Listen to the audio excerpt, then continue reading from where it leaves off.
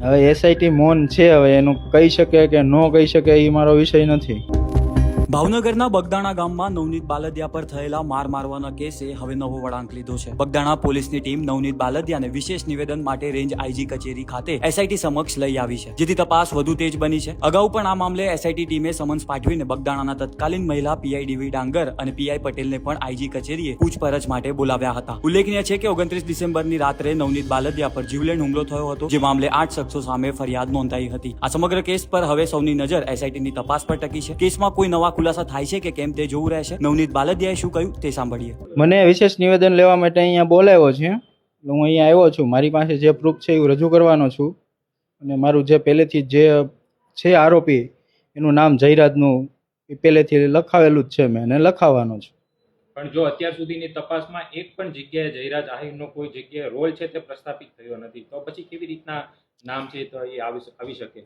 મારી પાસે પ્રૂફ છે ને એમના. પ્રૂફ શું હોઈ શકે તમારી પાસે? એ છે, વિડીયો હોય છે, ઓડિયો છે, બીજા જીવતા માણસો છે. અચ્છા, અને તમને જે દી માર માર્યો હતો તે દી વિડીયો કોલ પણ થયો હતો. એ હા. વિડીયો કોલની અંદર તમારો સ્પષ્ટ એવો આક્ષેપ હતો કે કોઈ વ્યક્તિ છે તેમની હા, એ તો વાત કરવા- જયરાજને એ તો ટેકનિકલ છે, એ તો ગોત છે. અત્યાર સુધીની તપાસમાં તમારો એક પણ ફેરી પોલીસે સંપર્ક કર્યો છે ખરી? નહીં. આજે કેટલામો દિવસ છે તમારો એસઆઈટી એ સંપર્ક કર્યો બગદાણા પોલીસ? 21 દિવસ થયા છે. અચ્છા, જો તમારા સમાજના જે આગેવાનો છે, ધારાસભ્ય છે, તે આ બાબતે મુખ્યમંત્રીને પણ મળ્યા હતા.